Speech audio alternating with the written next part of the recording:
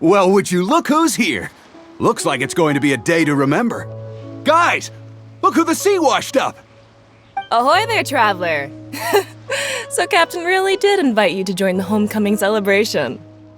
Hey, I heard that you took care of another crisis while you were in Inazuma. Are the rumors true? That's what I heard too. Thanks to you, Inazuma's Vision Hunt decree was finally put to an end. Well done, traveler. Captain's got quite the eye for people. She said she was sure that your trip to Inazuma would stir up some waves. And sure enough... Look at you, being so modest. We all know what you did to protect Liyue Harbor. I've heard that they tell stories about you in Mondstadt, too. The honorary knight. Pretty impressive. I'd say someone of your caliber would be right at home in the Crux. Right, sailors? That's right. Wow, I'm getting excited just thinking of being the Traveler's crewmate. Hey, what do you say we arm wrestle? I was worried you'd be too busy to show up. Oh, Captain on deck! Captain, we were just trying to talk the Traveler into joining the crew. Yeah, come on, Captain Beidou. Surely you've got a way to get the Traveler on board. Oh, he's on board right now for the celebration, isn't he? Yeah, but just one celebration together is not enough. You know what we mean, Captain. All right, I get it now. There is something special about you, Traveler. You earned everyone's respect, myself included. So it goes without saying that the Crux would be honored to have a crew member such as yourself. No doubt about that. But then again, a hero like yourself doesn't just set off on a journey without some bigger purpose in mind.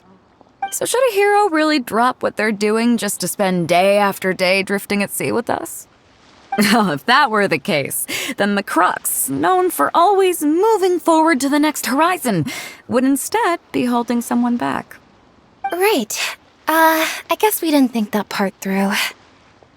Remember, rather than seeking out strong members to join us, you should be focusing on making yourselves the strongest that you can be.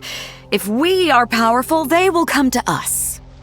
Isn't that why everyone here chose to come aboard in the first place? Yes? A strong sailor is always looking for a sturdy ship. I guess I almost forgot the first lesson you ever taught me. Thanks for the reminder, Captain. Just be sure you all keep that in mind. Now, there's no more need to hound the Traveler, as you were. The Traveler and I have something to discuss. I'm glad you came. Welcome back aboard. Nah, don't mention it. As a host, it would be pretty embarrassing to continue letting my guests be put on the spot like that. I can't go getting too caught up in my own reputation, though. That's certainly not how the Crux made it to where we are today. As the head of the fleet, my task is to keep us on the right course, no matter how turbulent the seas may become. But then again, the crew isn't usually this riled up. It's not that they're arrogant, they're just bubbling with ambition, that's all. Their excitement today comes from their great respect for you, both your strength and your character. So please, don't take it the wrong way.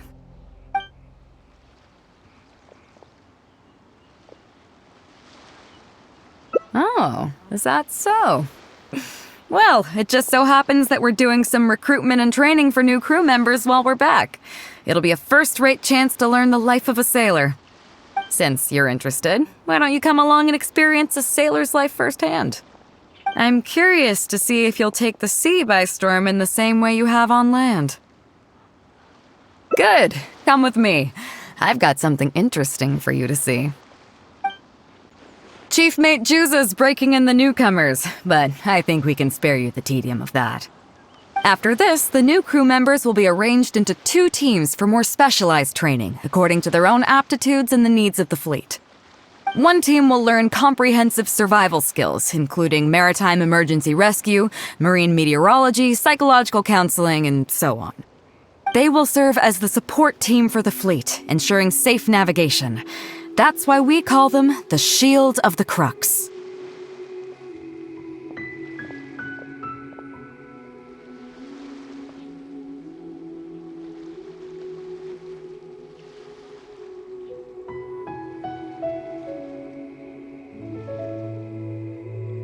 That's right. You catch on quick. As one might expect, we call the other team the Spear of the Crux, because they'll be learning about naval warfare. They'll make up the armed portion of our crew. Also, they're responsible for handling the fleet's cargo deals. So, what do you think? Which team is for you?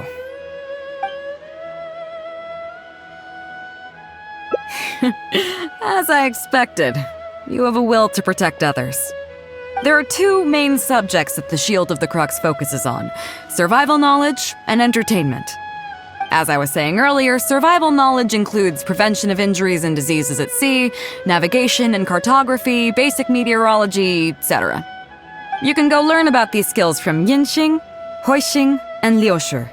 They're all seasoned hands in their respective fields. Each sailor has their own strengths and weaknesses. I'm no rookie, of course, but you shouldn't underestimate the knowledge of the crew. If there's anything I'm most proud of in the fleet, it's my people.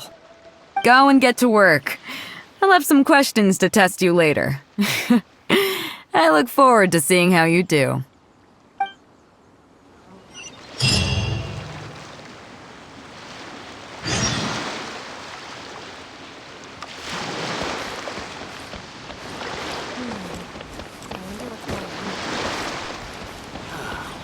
The waves are as calm as always. Hello, traveler. I'm Yinxing, the Crux's surgeon at sea. Whenever a sailor has a health problem, they come to me. I deal with it all, from seasickness and common colds to amputations and everything in between. Oh, I presume the captain arranged this, correct? All right then, let's begin. First of all, let me ask you this. What do you think is the biggest danger that all new crew members face? That can certainly be a problem at sea, but it's not the biggest danger. The most dangerous thing for a newcomer is to underestimate the dangers of life at sea. Oh, I have seen many new crew members who see themselves as young and fighting fit and have no regard for safety. They think that since they are tough enough to look after themselves on land, they'll be fine at sea as well. Those are the ones that always end up in the sick bay. Everyone should know that being a sailor, especially on a long voyage, is a brutal job in an unforgiving environment. We have to face malnutrition when we're short on supplies, all kinds of injuries and diseases that the harsh ocean weather can bring, and even the psychological problems that can arise due to isolation and the lack of entertainment.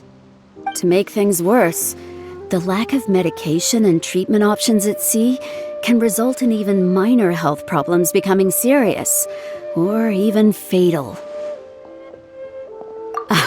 Oh, you probably thought I was joking, right?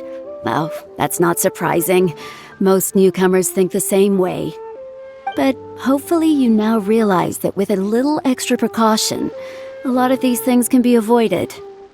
Well, I think that's enough for you to think over for now. Is there anything else you would like to know? Well, my pleasure. Okay, let's leave it there then. Be sure to take good care of your health.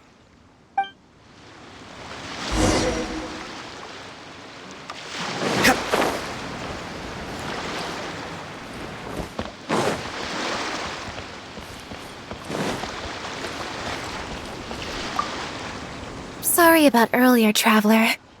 We were so caught up on getting you to join the fleet that we didn't notice we were going a little overboard. Good thing the captain stepped in. Oh! Well, in that case, you have come to the right person. I'm not just blowing smoke. You're looking at the most talented navigator in Liyue Harbor. I'll start by introducing some chart reading essentials for new sailors.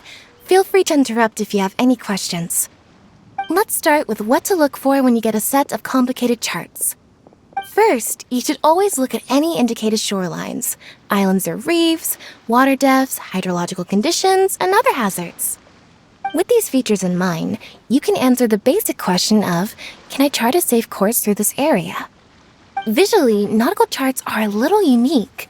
Unlike land maps, most charts do not have a fixed scale, which means that it can be hard to precisely determine the exact distance between 2 points. The most advanced nautical charts come with a supplementary chart, which has different colored lines marked on it to indicate distances. It's worth mentioning that under my direction, the Crux is using these advanced kinds of charts. Some cartographers mark out other points of interest on their charts, usually with their own special symbols. If they don't leave any accompanying notes, they can be very difficult to interpret. Not only those, we have tattered and torn charts that we've picked up from all over the place. To be honest, it can be quite a challenge, even for me. Some of these charts are really old and have symbols that I've never seen before. But if we don't decipher them, we will certainly miss many secrets of the sea. Fortunately, we have the captain with us. She managed to find some ancient books on semiotics that I can use to study the charts further. I don't think anyone other than our captain can manage to get these kinds of resources. Old charts and ancient books on semiotics are not the kinds of things that are sold in your average marketplace. Oops, I've gotten off topic. Well, that just about covers the basics of chart reading. Is there anything else you would like to know, Traveler? My pleasure. A friend of Captain Beidou is a friend of mine.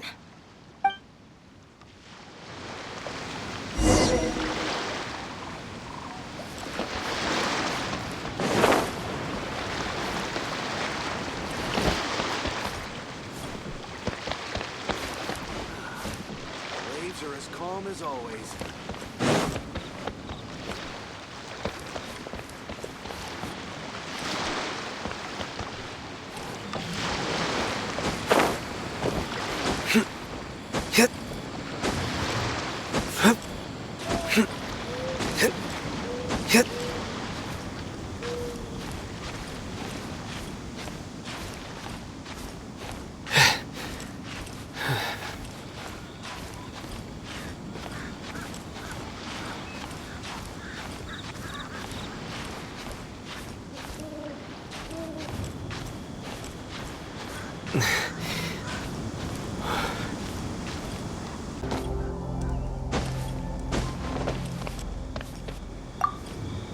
Hello, Traveler. Are you here to learn about marine meteorology? In my line of work, I've got to have a pair of sharp eyes. I saw the captain showing you around the training grounds, and then you went to see Yingxing and Huixing. So I figured that she probably wants you to get to know the life of a crew member. Okay, let's get started. First, I'll introduce you to the basics of meteorology. Marine meteorology basically means keeping tabs on the weather as well as other ocean phenomena, so things like sea fog, storm surges, waterspouts, and so on. These are all potential threats to safe navigation. Luckily, whatever weather might be coming up, there's always some kind of sign that gives it away in advance. Take waterspouts, for example. They're caused by high-speed rotating winds on the surface of the ocean. They can engulf large ships and do immense damage. But if you know that waterspouts can only form in an environment with high temperature, high humidity, and large clouds, then you can be well prepared. You will be even more alert if you also know that the presence of winds blowing in opposite directions, with a significant difference in speed, is a direct precursor to the formation of waterspouts. And most importantly, if you spot a small white vortex emerging from the clouds, you should immediately notify the crew to steer clear of what's ahead. So there you go. Those are the warning signs of waterspouts. I am proud to say that over the years, I haven't let a single one sneak up on my watch. Well, I'm good at reading the sea, but I'm not as good as the captain when it comes to reading people. Do you know the small fishing village next to Wangshuin? I heard that when Captain was a kid, she worked there fishing with the adults. Later, she made her way to the harbor where she struggled to make a living. Managing to survive in an environment like that as a kid is solid proof of the captain's capabilities. If it wasn't for her, I never would have dreamed of taking this job. She gave me confidence and told me I could do it. You may not have heard, but I'm best known outside the Crux fleet for a slightly infamous story involving me, third round knockout, and a few too many. Who would ever have thought that the rookie sailor who fell drunk into the sea and became a laughingstock among their now former crewmates would then go on to become a lookout for the Crux? But it's the unbelievable truth. It proves that having skills alone is not enough. You need someone like the captain who is a good judge of character. Find me anytime if you want to know more.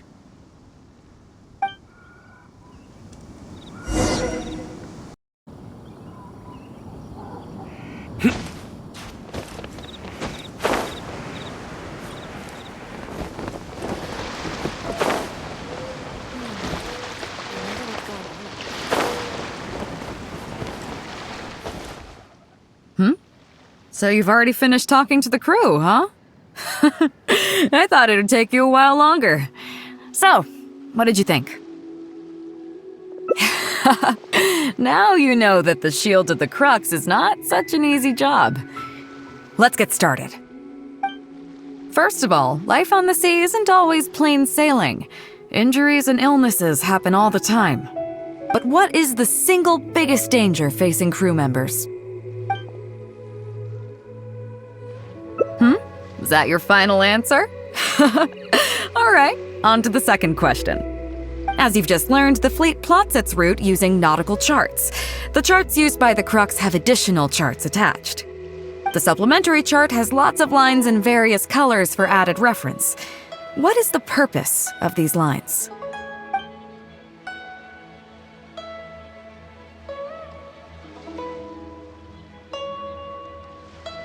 Okay, interesting. Now, last question. On longer voyages, we have to be especially careful to avoid certain weather hazards that pose a threat to the integrity of the ship and the lives of the crew. For example, waterspouts. So my question is, how can we reliably predict waterspouts so we can avoid them?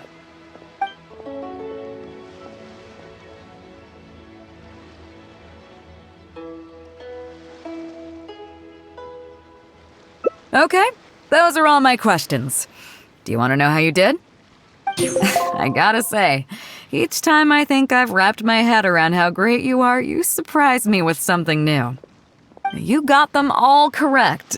They weren't the most difficult questions, but they weren't ones you could bluff your way through either. You've clearly been paying attention to my crew. Okay then, now it's time to apply that endless talent of yours to learning some new recreational activities. You need to realize that being out at sea might be fun for the first few days while everything's new, but before too long, looking at the same old sea every day and being so isolated from everything can really cause people to struggle mentally. That is why regular recreational activities are an absolute necessity. We offer a lot of fun courses for our newcomer training, including fishing, photography, chess. Oh, and thanks to Kazuha, these days we also offer poetry and music appreciation, as well as communal wind listening. Each newcomer has to participate in at least one, so that they've got some way of keeping themselves occupied at sea further down the line. Of course, if you'd prefer wrestling sea monsters with your bare hands, that can be arranged. Well, for today, at least, let's stick to the training schedule drawn up by Juza. If I remember correctly, it should be photography today. Come on, I'll show you. Listen up, everyone can go back and call it a day. The photography session has been postponed. What's going on here, Juza? Oh, Captain, there you are. Well, Captain, the photography teacher just sent word saying that she's fallen ill and doesn't want to risk coming in case she keels over in class. I see. That's quite unfortunate. Oh? Quite the multi-talented one, aren't you? In that case, why don't you help us out and lead the class today? Yeah, unfortunately, the original teacher canceled at short notice, so there's no time to schedule anything else instead. It would be great if the Traveler could step in as the teacher for the day. It's up to you, Traveler. Great! It's settled then. Juza, let's muster everyone over here to meet the new teacher. Yes, Captain.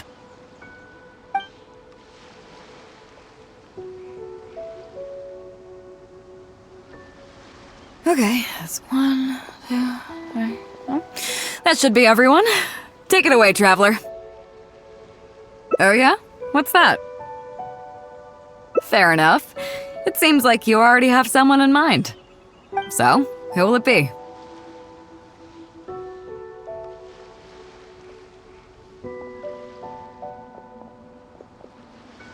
Me? well, we could do that. Or... Guillenstone Forest looks extraordinary today. It'd be a pity to not capture the scenery for posterity. So how about we snap Guillenstone Forest for today's class? Then there'd be no need for a model. Come on, Captain. We talked about this. The photography class is supposed to be portrait photography. Have you forgotten? Scenery looks nice at first, but it gets boring after a while. I bet it'd keep the crew more entertained if we got them learning portrait photography so they could record moments in each other's daily lives. Those were your exact words, Captain. Were they now? Strange. I don't seem to remember anything about that. Well, then in that case, how about Huixing? I bet she's perfect for the camera. Or Fuzhong. Or Mora Grubber. Even little Yue. Seriously, Captain? Little Yue? You're just trying to wriggle your way out of this. This isn't like you. You are the captain, after all. Of all of us, you're the best suited to being a model. I agree. You were the one who invited the Traveler to be the teacher, so you should cooperate, Captain. Besides, Captain, you've never had your photo taken. It's high time you got one. You know, a heroic and striking kind of picture. We can even use it to promote the fleet during recruitment. Real funny, guys. Well, if you say so. I'm not one to spoil the fun. So, what do I do now, Traveler? Like this? You're kidding, right? I've never had my photo taken before, but something this simple shouldn't be a challenge for me. It must be the lighting or something. You've got it wrong. I never said that. You mean go somewhere else, then bring the final photo back as teaching material? Sounds good to me. That's a good idea, isn't it, guys? The lighting may still be a problem. But I'm open to persuasion. If you have a suitable place in mind, I can consider it.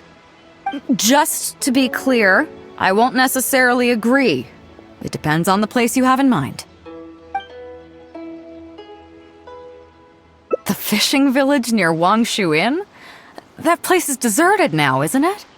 How do you even know that place anyway? It's tiny. I don't think I've ever seen it on a single map. Treasure? There? I guess I missed out on that one. It just so happens that that little village is where I grew up. Now that you've mentioned it, it's given me the urge to go back and take a look around. How about we take this opportunity to pay my old home a visit?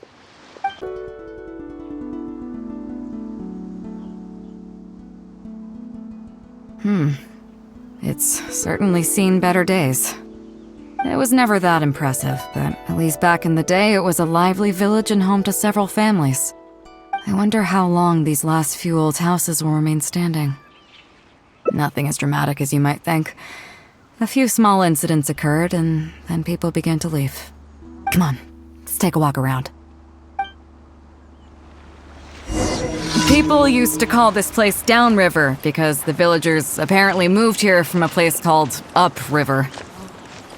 With them, they brought their knowledge of fishing, which had been passed down from generation to generation. I learned a lot from them when I was here. Now Upriver is long gone, and Downriver is all but deserted. It won't be long before no one even remembers what these places are called. To Zhong. Zhong. I barely remember this name. You're right. I was only about 5 or 6 years old when I first arrived here. I was homeless and had to wander around the streets. I remember finally managing to find half a rice bun, but then a stray dog jumped out and snatched it away from me. Half a rice bun was not something I was willing to give up so easily at the time, so I chased it all the way to this neighborhood. Then a few fishermen saw us running and stopped me. They were kind enough to give me some food. Seeing me stop, the dog also stopped running. But straight away it keeled over and never got up again. Maybe it was too tired, or maybe it had starved to death. I went over and saw that the dog still had the half rice bun in its mouth. It didn't let go even at the very end. Poor thing. Had I known the dog was so weak, I would have let it take that half rice bun. I could tell they were wary of me at first. I was the dirty little kid who had just chased a dog to death over some scraps of food. But I got lucky. The village chief took pity on me and brought me to their home. That's how I ended up staying here. Do you know what the name Beidou means? Come on, I'll explain along the way. About a year or two after I arrived, the village chief fell ill during the winter and passed away. During that same period, the harvest was getting worse and the fishermen's catch was getting smaller day by day. Without the village chief to handle the situation, people began blaming each other. There were even rumors that some families had been overfishing and leaving nothing for the rest of the village to catch. But in the end, they all turned on me, saying that they shouldn't have ever taken me in. They said I was bad luck. They pointed to how that dog died on the first day I arrived. Next thing you know, the village chief dies, and then all the fish die out. They said I was a living curse, and the downfall of the village was all my fault. I told them that I didn't understand. I'm not a curse, I'm just Beidou. Then some of the villagers started shouting, and drove me out of the village. They shouted, "Nando controls life. Beidou controls death. Beidou controls death." Before then, all I knew about my name was that it had something to do with the stars. It wasn't until then that I realized that Beidou was a constellation. And the Alcor, one of its stars, was an omen of death. Here we are. This is the old house of the village chief. I bet he never expected that the little girl he took in would grow up to be seen as a curse that brought about the village's total destruction. What do you mean? Is that all? And let me guess, you got to Inazuma and the Electro Archon's Gnosis was taken as well? Well, you seem to wreak havoc on a grander scale than I ever could. Oh, I get it. You're trying to convince me that I'm not cursed. I appreciate it, and I'll take it. Let's not forget that the people whose names stick around are the ones who emerge from the stormy seas unscathed, and the ones who get swept away in the wind are the fledgling birds who couldn't hack it. I, for one, have never encountered a storm I couldn't weather. But your journey's far from over, isn't it? Just remember, there's no telling what else you might encounter in this vast world. So if you ever find some idiot trying to brand you as a scapegoat just because you're the one who lived to tell the tale, tell them Captain Beidou demands to have the honor along with you. Remember, you'll always have the captain of the Crux to back you up wherever you go.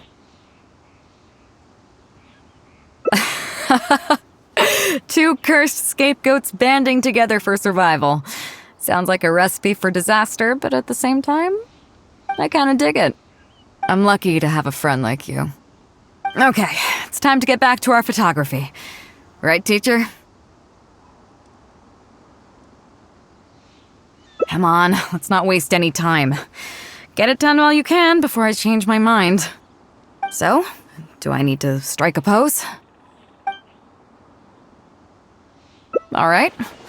How about this? So, is it done yet? Please don't tell me that it looks weird. me. Yeah, sure, whatever. Now give it here.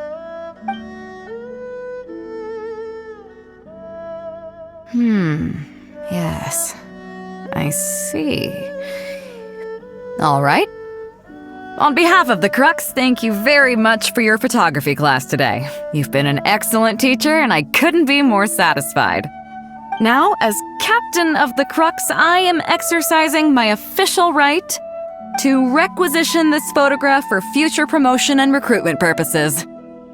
So I'm afraid I'll be holding on to this. That's fine with you though, right?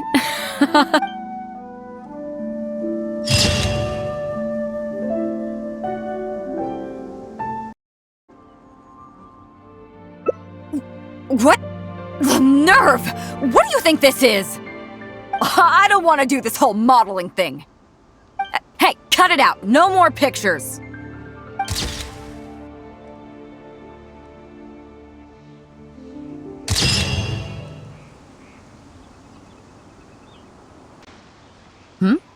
So you've already finished talking to the crew, huh?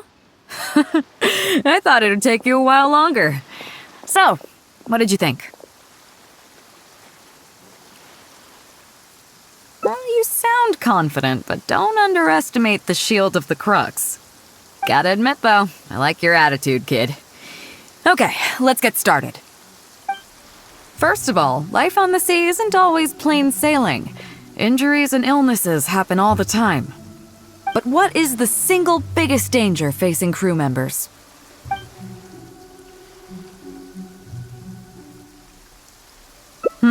Is that your final answer? All right, on to the second question. As you've just learned, the fleet plots its route using nautical charts. The charts used by the Crux have additional charts attached. The supplementary chart has lots of lines in various colors for added reference. What is the purpose of these lines? Okay, interesting. Now, last question. On longer voyages, we have to be especially careful to avoid certain weather hazards that pose a threat to the integrity of the ship and the lives of the crew. For example, waterspouts. So my question is, how can we reliably predict waterspouts so we can avoid them? Okay, those are all my questions. Do you want to know how you did? Congratulations, you... wait a second, you didn't pass. Were my questions too difficult? They didn't seem to be all that hard. Did you get them wrong on purpose, or...? Just kidding, I know you wouldn't do that. I guess you're just not really suited for life on the sea. In that case, how about we take a trip back to Liyue Harbor? Looks like you and the sea are not made for each other. Dry land is where you really come into your own. I've actually been hoping for the chance to give you an insider look at how some of the Crux's important business is conducted. You may be aware that as an armed fleet, the Crux is kind of like the maritime equivalent of a guard for hire. We work as an armed carrier, earning our keep by successfully delivering the goods entrusted to us from A to B. Aside from that, though, there is also one other important way we make income. Actually, it's trading in certain kinds of goods. Hey, my hotshot accountant. Nice of you to join us. Cut it out, boss.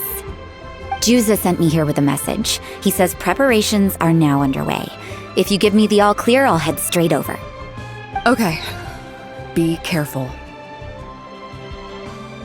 Well, she has something to take care of.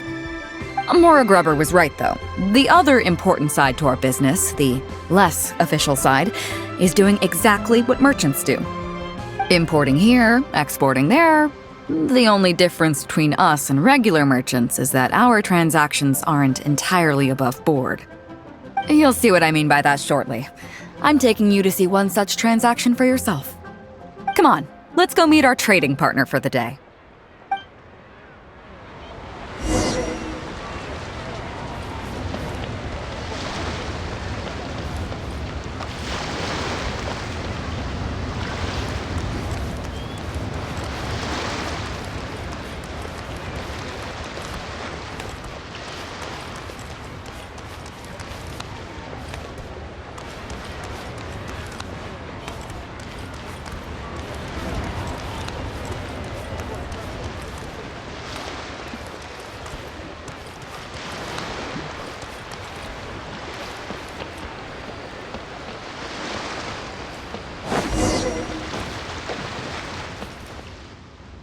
Fresh seafood! Fresh seafood! Catch it while you can! What do you have? Hello there! Here at Nay's Professional Fishmongers, we've got everything you could ask for. So what do you need? I want a bass head with all the teeth removed. If there's a single tooth in there, I don't want it. Ah! You know bass have pharyngeal teeth, right? In the throat? How do you expect me to get all those out? Then I'll have a bass trunk with 2 swim bladders. Again, if it's short by 1 swim bladder, it's not the bass I want. You're not making this easy for me. 1 bass means 1 swim bladder. Afraid that's not up to me. Okay, then I'll take a bass tail with scales that are yellow on the outside, black on the inside. Also, it's gotta have a total of 81 scales, that's 7 times 7, no more, no less. What kind of fish scales are yellow outside and black inside? You sure this is a fish you're talking about? In any case, you can try all you want, but 7 times 7 is never gonna get you 81.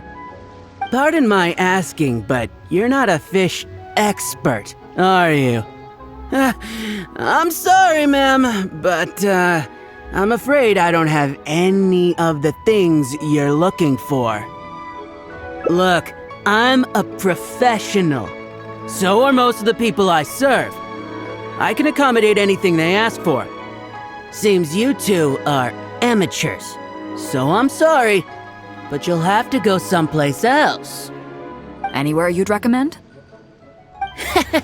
Like I said, Nay's Professional Fishmongers is for professionals. For amateurs, the place to go to would be Wise Amateur Fishmongers. I bet you're wondering why that guy was saying he didn't have what we wanted. That was just the first step in the transaction to confirm our identity. The real deal will come later.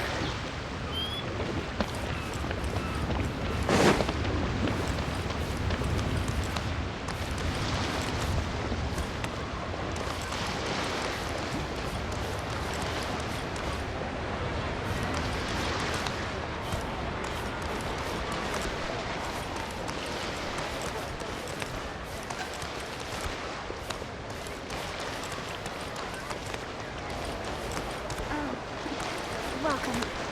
Please take a seat.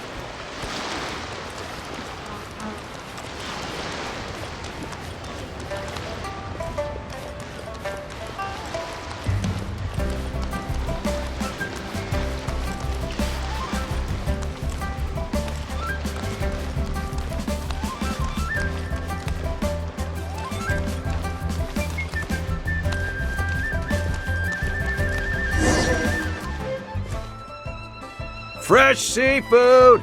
Fresh seafood! Come take a look! Is this Wise Amateur Fishmongers? That's the one. We have all kinds of amateur stuff here. The more amateur, the more of it we got. What would you like? We'd like a bass head. No problem. Ours are all toothless, mind you. And a bass trunk. Oh, no problem. I'll stick an extra swim bladder in there for you. On the house. And a tail. Sure thing. I'll paint the scales yellow on the outside and black on the inside, so you can tell at a glance, this ain't no ordinary fishtail. If it's 7 times 7 you want, I can do you 81, 138, or even 648. It's up to you. Great. I like your style. We have a deal. I appreciate your patronage. Please, take your order to our warehouse manager over there. A real amateur if I've ever met one. Proud to have you as a customer. No, we don't have the fish here. All fish sold at Wise Amateur Fishmongers are still swimming in the sea. Once we get the order in from the customer, we go fish it out for them. The warehouse handles that side of things. Pay first, then we bring you the goods. That way you get the freshest catch.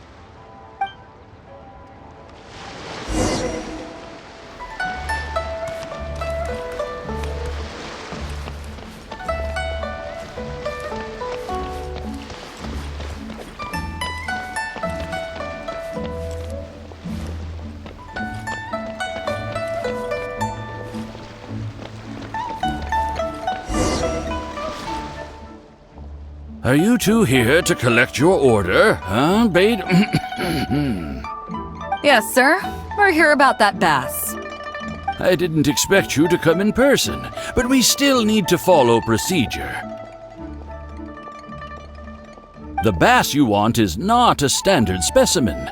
Our fishermen need to wait for the right moment to catch it. You know the rules, I take it? Of course.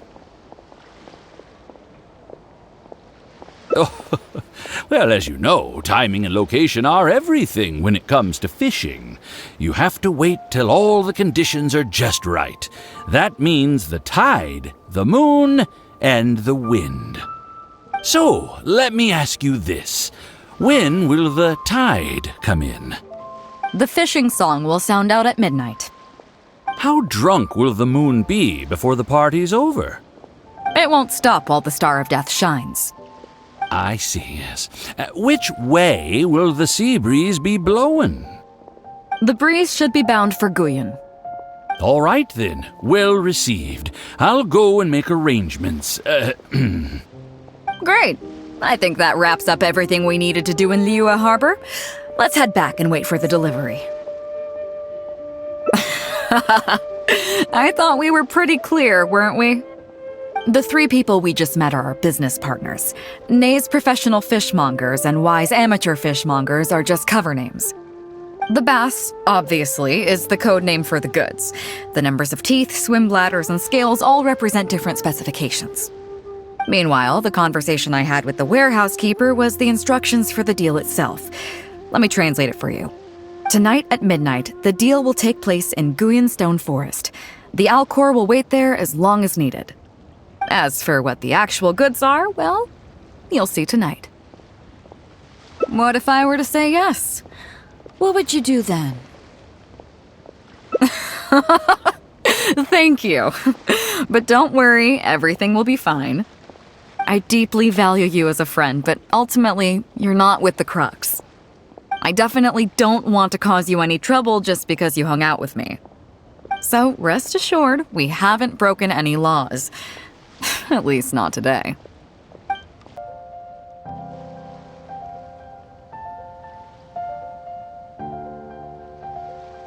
Captain Beidou, you gave me quite the surprise when you showed up in person earlier today.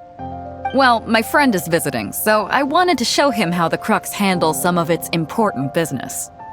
I see. You two must be close. You got that right. Now, down to business. Have you brought the goods? Yep, all here. Please, feel free to take stock. Stop! Nobody move! We have received certain information pertaining to a potential illegal business transaction at this location. Apologies, Captain Beidou, but I'm going to need to inspect those goods. Oh? An illegal business transaction, you say? Oh, all the goods are here. If you have any suspicions, please inspect them at your leisure. Captain, everything's been checked. It's just a bunch of potatoes, flour, and so on. And all the paperwork checks out too. Huh? Everything's been checked thrice over. There's not a single contraband item here. The paperwork was approved by the Ministry of Civil Affairs and the tax declarations are all in order. Looks like you've managed to clear everything up. I suppose we can put this down as a simple misunderstanding. Yes, apologies. This was a mistake on our end. Come on, let's go. Bravo, Captain Beidou. This was rather ingenious. Seems like your friend still has a little catching up to do. I know you have a lot of questions. Come on, take a walk with me and I'll lay it all out for you. Well, I'll leave you both to it. Captain Beidou, I look forward to doing business with you again. Take care. You probably thought that there was some sort of nefarious business going on behind all the secrecy today. The truth is, that was exactly what I wanted the Ministry of Civil Affairs to believe. What you might not know is that I, as the leader of the Crux fleet, and you, the great hero of Liyue Harbor, have both been on the Ministry of Civil Affairs watch list for a long time. In other words, whenever you or I crop up in Liyue Harbor, it almost always draws their attention. Not that there's any animosity behind it, mind you. In their words, it's a security precaution to prevent people like us from causing unnecessary trouble. Oh, I have no qualms about that. They're just doing their job, keeping the land safe. But how does that saying go again? Ah, yes. Sometimes the closer you are to something, the less you can see. Did you figure it out yet? That's right. Maura Grubber, the accountant. With you, me, and a few sacks of potatoes and flour serving as a front, the deal she's overseeing on her end should go off without a hitch. After all, the Ministry of Civil Affairs sent the Millilith to us. Looking at the time, it should be any second now. Look, that's the signal.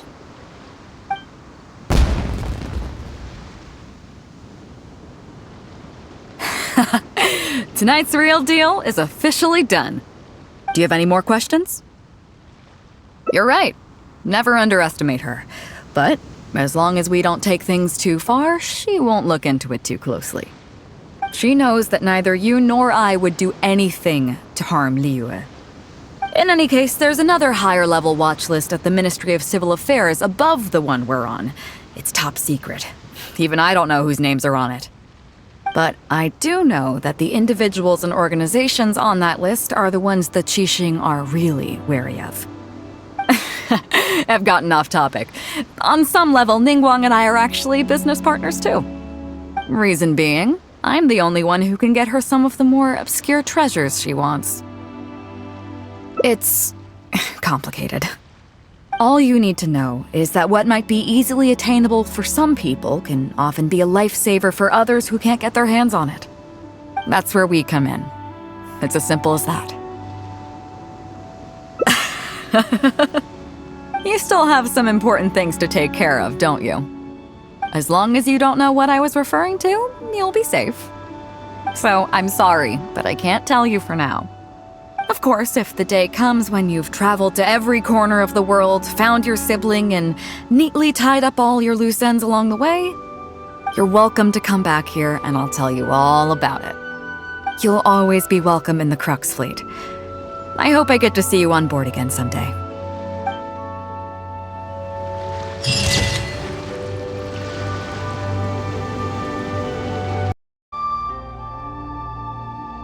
All good then. Great. Actually, speaking of Inazuma, I think your good luck must have rubbed off on me on the way over. I made an interesting find on the beach shortly after we parted ways. Let's talk about it over there, where it's a little quieter.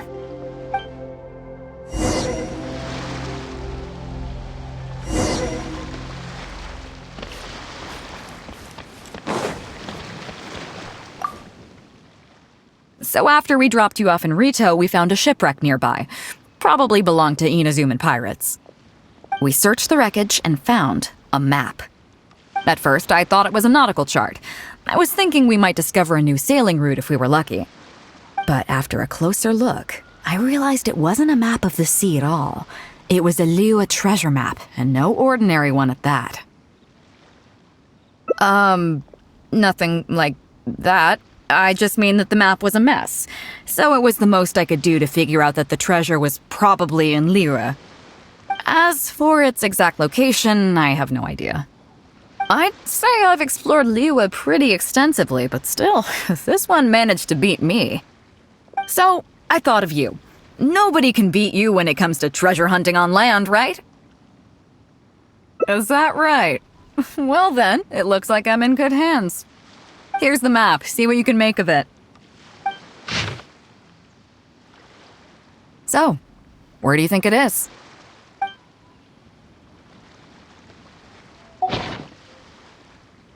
Guili Plains. Huh, I never would have gotten that. How can you tell? Oh, okay then. So you do live up to the hype. I can't believe you noticed that. You sure have an eye for detail. Let's head over there and take a look. I'll need you to help me zero in on the specific location once we're there. It should be around here, right? Who are they? Oh, it's a bunch of treasure hoarders. I guess the treasure's for real then. There are quite a few of them. If things go south and fists start flying, stay behind me. I'm more than a match for these amateurs. Keep digging, boys! Once we have our hands on the treasure, everyone gets a share! You can all hold it right there! Huh? Who's that barking orders? Do you know who you're up against here? Keep going if you got a death wish! What the? It's... Captain Beidou! Run, boys! Run! Nobody move! Captain Beidou, Lord of the Ocean, this is all my fault. I didn't know who I was up against. I don't have a death wish, I swear. I got a big mouth is all. It's always saying things it shouldn't. I swear I'll wash it out with soap the moment I get back. Please, have mercy. Will you spare us?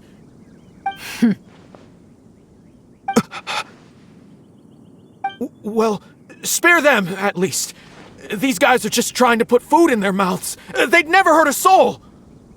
If you need to take anyone, take me. Please, let them go. It was me that disrespected you. They never did and never would. Is that right? Fine. Seems like you've got a heart in there somewhere, seeing how you treat your crew. I'll let you off the hook this time. Get out of here! Thank you, Captain Beidou. Thank you. Wait. Yes? What else might the merciful and mighty Beidou require? This treasure's still up for grabs. The Crux fleet honors the rule of first come, first served. You found it first, so name your price. I can't have any rumors going around about Captain Beidou stealing other people's treasure, can I? Captain Beidou, we wouldn't dare take more from you. Take the treasure as an apology for my foolish words. Please, take it. Please. Oh? Well, if you insist. I accept your kind offer, and I'll make you one in return. You don't seem like terrible folks, so let me help you get onto the right track. If you want to mend your ways and put all this behind you, the Crux can probably arrange some odd jobs in the port for you. It'd be humble work, but at least it'd get you on your feet and making an honest living. A much better deal than what you've got going now, if you ask me. Wow, thank you, Captain Beidou, on behalf of me and all my boys. Nope, not here either. Now that we've searched all the places of interest in this area and come up with nothing, you got any ideas? It's, Captain Beidou! Captain Beidou! Huh? Hey, what brings you back here? Captain Beidou! Actually, we've just been wandering around nearby. We didn't go far, because we were thinking about what you said and... Well, me and the boys decided we're ready to move away from all of this and get on the straight and narrow. Oh? Are you sure? Yes, absolutely sure. Okay then. But I'll warn you right now, you won't have it easy. It might just be menial work in the port, but in the eyes of the general public, you'll be associates of the Crux. So there'll be a grueling test you have to go through before you can start. I understand. Truth be told, Captain, it's only because it's you, the mighty and honorable Captain Beidou. If it had been anyone else, I don't think I'd have listened. And since you made us this kind offer, I'd like to ask, if I might be so bold, is there any hope at all for us to become full members of the Crux in the future? Even the tiniest shred of hope? Well, there's no place in the Crux for delusions of grandeur, that's for sure. But then again, everybody has to start somewhere. So, it comes down to you. If you manage to impress me and earn the respect of my crew, then yeah, nothing's impossible. Thank you, Captain Beidou. Thank you 1,000 times over. I couldn't help but notice you were searching for something else. It still hasn't turned up? Why? Do you have any clues? We heard about 2 treasures, both in Guili Plains. We were still looking for the first one when you found us. So maybe the other one might be what you're looking for. Not too far from here, but I'm just not sure of the exact location. All the info we got about this treasure came from the black market. The answer's hidden inside a poem which goes like this. Drunkenly I gazed at the ruins long forsaken, and lay beneath red leaves whose branches cast a crooked shade. The dusk sun shone upon the sea as I awakened, but Guyan stood twixt weary eyes and the sight of home they crave. As for the ruins long forsaken part, I do know of some ruins near here. But beyond that line, I don't... I'm just not smart enough.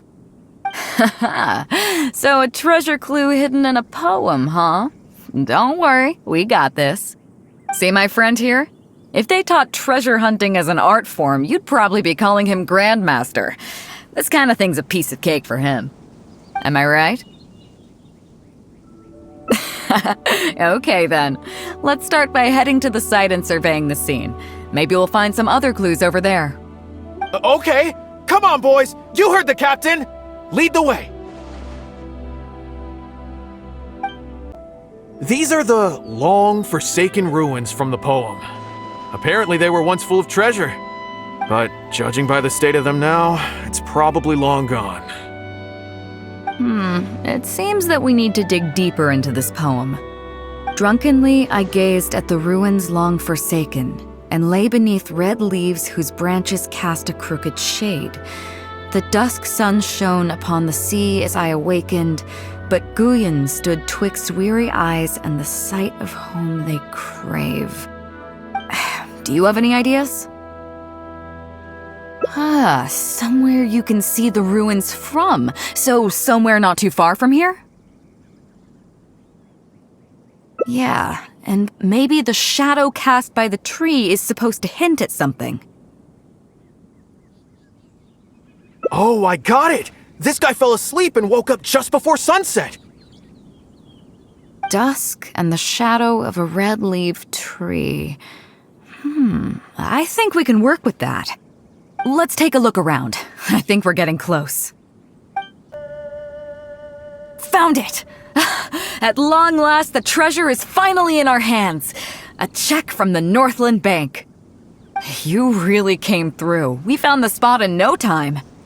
Without your help, I don't think I ever would have gotten my hands on it. To us, this is just a check that you can exchange at Northland Bank for some mora. But to some people, it's of huge importance.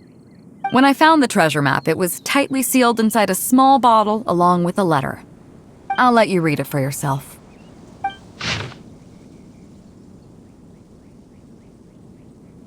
Finished?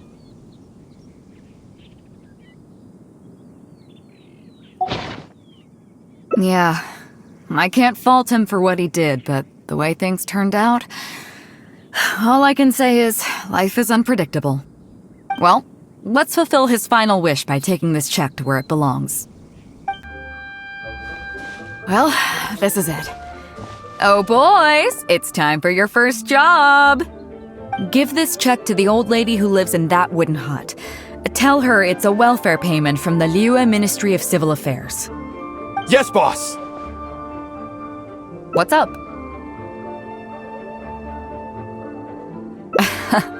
I see. But you only find sakura blooms in certain places, right? It must have been quite a bit of work collecting all these, surely. Let's just pick one, huh? One's enough to show that you care. You've already helped me out so much today. Okay, off you go then. Take her the sakura bloom along with the check. And if she asks, tell her, your child in a faraway land sends his best wishes.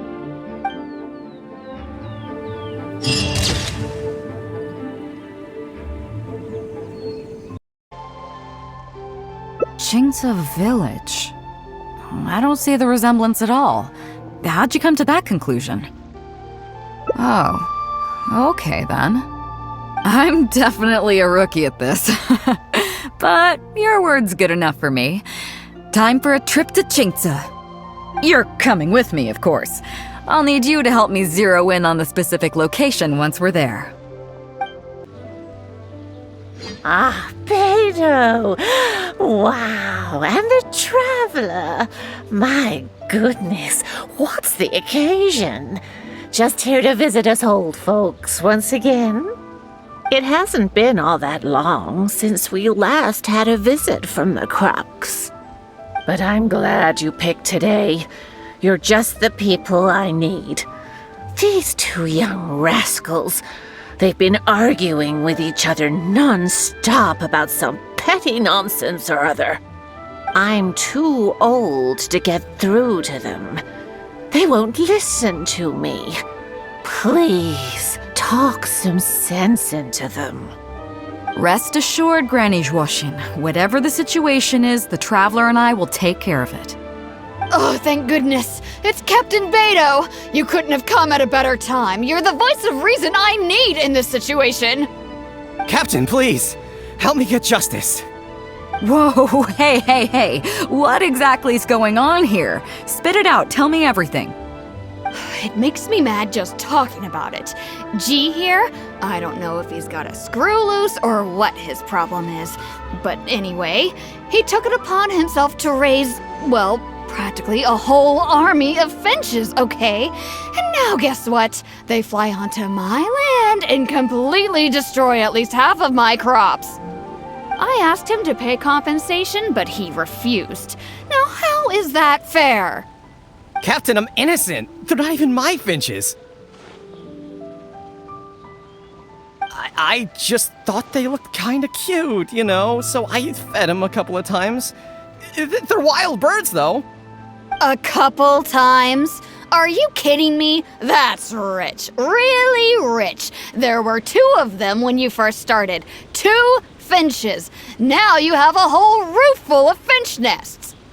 I swear, every time I come by your place, I think I'm at a bird market. I'm telling you, you are not gonna get away with this anymore. So, yeah, I mean, they laid a few eggs, made a few nests, but finches gonna finch, you know. These are wild birds. I mean, they'll do whatever they please. So that's how it is. I think I got the picture. What's your take? Yeah, you have a point. Gee, let's say I'm interested in buying these finches off you. What would you say to that? Are you serious, Captain? Oh, that would be great. Honestly, with all this trouble they've been causing me lately, they've become a bit of a burden. So if you're happy to take them off my hands, that would be perfect. All right, deal. My only condition is, you have to use some of the money to compensate Wenjing for her losses. Oh, come on. But I never raised them, did I? Well, you tell me. You took my deal, that means you admitted to being the owner, doesn't it? Otherwise, what gives you the right to sell them to me? Captain Beidou's right. If you didn't raise them, what makes you think you can go taking her money for them, huh? Well... Don't worry. My offer includes plenty left over for you after deducting the compensation. This way, you get something back for looking after them. Okay, then. Okay. I'll pay the compensation. I hope you two are very grateful indeed to Beidou. I dare say no one else will be quite so accommodating toward the people of our village. Granny Zhuoxin, as you know, many of the boys from your fine village do sterling work for the Crux. The fleet wouldn't be what it is today without them, so please think nothing of it. Gee, Wenjing, I guess you're free to go. Captain Beidou, you're here. Pops Shing, it's been a long time. How have you been? Don't get me started. I've been having some real trouble with that neighbor of mine, Jen. We keep having the same argument, and it just goes nowhere. I heard you were in the village, so I rushed over to seek your help. What's the issue? Oh, Come with me. You'll see. Let's go find Zhen and clear this whole thing up, face to face. Captain Beidou, you're here. I heard that you and Pops Xing had a little misunderstanding. So, what's up? Tell me about it. Zhen planted a tree on his property a few years back. I had no issue with it at the time. It's just a tree. But a few years on, it's grown taller than the roof of my house. Every morning when I get up and open the window, I just want to feel the sun on my face, but I'm greeted instead by the looming shadow of my neighbor's tree. It really affects my mood. I asked Zhen to cut it down so I could get some sunlight back on my property. But he said no. It's like he's done this on purpose just to drive me crazy. Captain Beidou, you gotta believe me. I didn't intend to block the sunlight, but there's nothing I can do about it now. It's not just any old tree, you see. That tree was planted there by my late father. Not long after he planted it, he passed away. And just before he passed, he left me with some parting words. He said our family's fortune was inauspicious and we needed something to suppress the bad luck. That's what he planted the tree for. How can I just chop it down? I'll be honest, I spent a few years studying in Liyue Harbor, so I don't actually share his superstitious beliefs. But still, that doesn't change the fact that this was my father's dying wish. Okay, I think I'm all clear on the situation. What are you thinking? Yeah, you have a point. Zhen, I'm truly sorry to hear that your father passed away. But look, you can't use that as an excuse for harming other people. You really should have thought about the impact that planting that tree would have on your neighbors before you went ahead with it. However, this tree is special to you. I understand that, and it would be cruel to make you chop it down. So, how about you move the tree to somewhere where it won't block the sunlight? Somewhere else in your courtyard, or even outside it if you have to. Just as long as it stops posing a problem for Pops Xing. Zhen, Pops Xing, thoughts? Your idea works for me, Captain Beidou. Forcing Zhen to cut it down was never my real goal. I just want some sunlight back. That's all I ask. Honestly, I already considered that. It's a nice idea, but the tree's way too big. We haven't got the manpower in the village to take on a task like that. Oh, you don't need to worry about that. I'll just have my crew head down to the harbor and find you a few pairs of strong arms. Problem solved. While they're at it, I'll have them find you a gardener too. This tree's a little overdue for a manicure. Wow, thank you so much, Captain Beidou. Now that this is resolved, it'll be such a relief to be able to put it all behind me. On a separate note, I remember the Crux last visited the village not very long ago. Is there some special reason why you're back in person so soon? Nothing all that special, just personal reasons. I'm looking for some treasure. Huh? Treasure? Wait a second. That reminds me, I saw Chongping and Defu arguing in the fields earlier. It sounded like they were both trying to lay claim to some treasure. I don't know if it's related to the one you're looking for, but anyway, they're probably still there now. Really? Okay, well, you and Pops Xing can go about your business now. I'll go see what the situation is. Huh? Beidou, you're just in time. Defu's being completely unreasonable. What happened? I'm not being unreasonable, Captain. I got Chongping to help me plow my land because it's the busy season. And then, what do you know? He plows up a treasure chest. Way I see it, it's my land, so the treasure belongs to me, right? I think it's a pretty clear-cut case. You say that, Defu, but what you're forgetting is that I came to help you plow your fields out of the goodness of my heart, and you haven't paid me a single mora. It was also my plowing that turned up this chest. However you cut it, surely I'm entitled to at least some of the treasure. The domestic drama just keeps coming today. What are your thoughts? Okay, I think I'm up to speed here. If you two really want to take this further, I can get a legal expert from Liyue Harbor to adjudicate. As for the costs, I'll cover them. What do you think?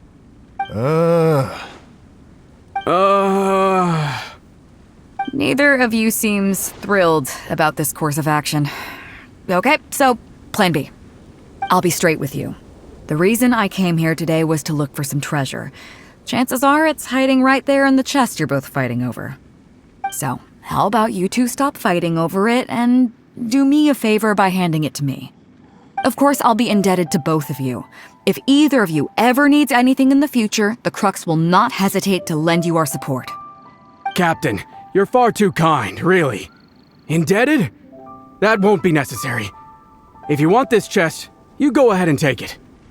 Yep, totally agree. If only I'd known you were looking for this chest. You should have said something. I would have delivered it to you personally to save you the trip. It seems like it's been quite a busy day for you, helping us settle all our little quarrels. Come on, let's go to the village. I'll rally the masses. We'll get some good food and good drink and have a good old get-together. Don't worry about the chest. I'll carry it over. What a fine day today has been. Beidou has solved an awful lot of problems in our village. She sure has. Without Captain Beidou, that compensation payment would have bankrupted me. Yeah, and if it weren't for Captain Beidou, I'd still be arguing with Pops Xing. Hear, hear! We have plenty to thank Captain Beidou for, I'm sure. I propose a toast in her honor. To Captain Beidou. Cheers! I couldn't ask for more than the chance to get everyone together and drink to our heart's content. Cheers!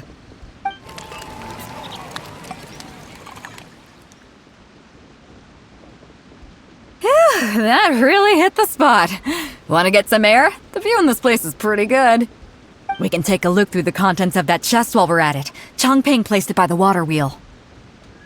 Are you kidding? Beidou can handle her liquor. Come on, let's go. So, I've been thinking. Everyone seems to trust me enough to let me have the final word on their disputes. But don't you think some of my solutions can be a little stupid? You can laugh, I don't mind. Take Changping and Dufu's wrangling over that chest, for instance. I had no clue who it should belong to, so I just came up with this stupid idea of taking it for myself. At least that way, neither of them would feel like it was unfair. But, I mean, I'm no Ningguang. I can't make a perfect deal every time. And I'm no Yanfei either. Not all my judgment calls are going to be 100% fair and square. I am Beidou, and my strength is in trading favors. You think I should be more selective? Some people think their favors are so valuable that they need to plan out how and when to use them to maximize the return on their investment. They view the favor as a bargaining chip. Others see doing favors as a burden, not worth anything in monetary terms and prone to getting you locked in a cycle of constantly returning the favor back and forth. But the way I see it, favors are what keep people connected to one another. Over thousands of years, the people of Liyue have created bonds between each other by doing someone a favor here and asking for a favor there. This means that no individual is truly on their own out there. When someone falls down, there's an invisible net made of human connections, waiting to catch them and get them back on their feet. Over the years, I've come to owe favors to a great many people, and many other people have come to owe me one. These are the countless bonds between us, like so many fish in the sea.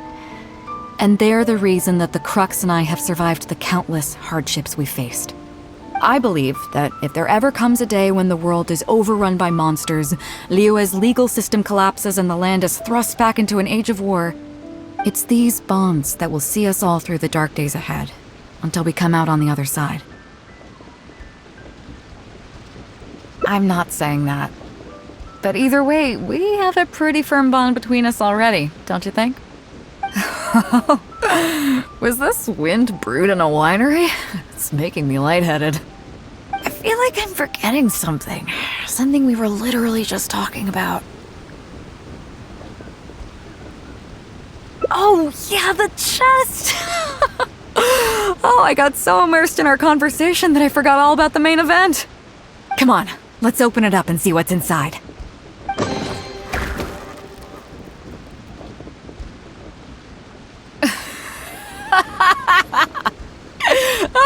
That's it? A whole lot of nothing? It's not exactly what I was looking for. But you know what? I don't care. The fun part was going on a treasure hunt with you. Come on, let's get back to the party. Tonight, we go big before we go home.